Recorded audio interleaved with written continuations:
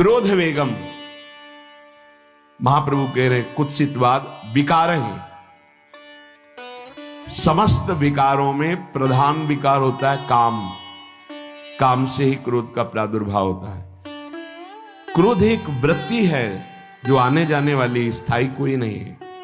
जिस समय आपके अंदर क्रोध आए इस समय मौन होकर हट जाइए, वहां से तुरंत जाकर थोड़ा ठंडा पानी पिए, प्रभु के चरणारविंद की तरफ अपनी वृत्ति को ले जाने की कोशिश कीजिए। उस व्यक्ति से चिंतन हटाइए जिससे क्रोध आ रहा है, उस व्यक्ति की उस क्रिया से चिंतन हटाइए जिससे क्रोध आ रहा है, हट जाइए। ये क्रोध का वेग अगर आता रहा तो भजन करने पर भी अनुभव नहीं हो पाएगा। एक बार अच्छे से क्रोध आ जाए, अंदर हृदय जल जाए, तो 1 महीने भजन के प्रभाव को रोक देता है पूज्य बाबा के उसमें। फिर आप अगर 12 बार साल में आ गया तो क्या अनुभव में आ गया। इसीलिए 20-20, 50-50 वर्ष हो रहे हैं, कुछ अनुभव में नहीं आ रहा। बहुत सावधान।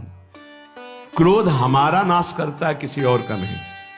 हमारे भजन का, हमारे हृदय के आनंद का, हमारी वृत्ति का बड़ा हल्का स्वरूप हो जाता है क्रोधी पुरुष का।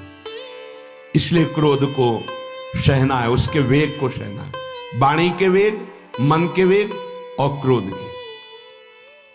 अगर क्रोध के वेग को सह गए तो अगला है हिंसा का वेग। वो अपने आप सह जाओगे, क्योंकि क्रोध से ही हिंसा होती है। हिंसा का वेग, वाणी के द्वारा बहुत हिंसा होती है।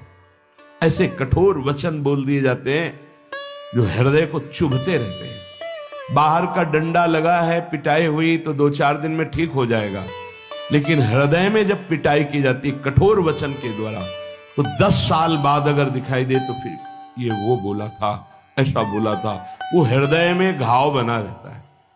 वाणी का हिंसात्मक स्वरूप प्रायः क्रोधी जनों में ही पाया जाता है।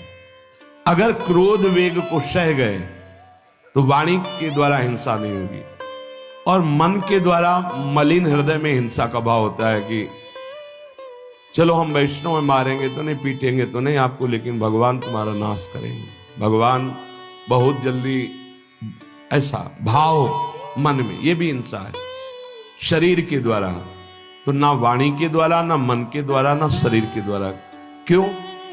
उसके हृदय में भगवान बैठे, हमको उनको रिझाना है। हमें निर्दोष होकर भगवत प्राप्ति करनी है। ये हजारों दोषों की पंक्तियां यहां हैं। कोई कह दे हम निर्दोष हैं, हमें लगता है कि यही सबसे बड़ा दोष है।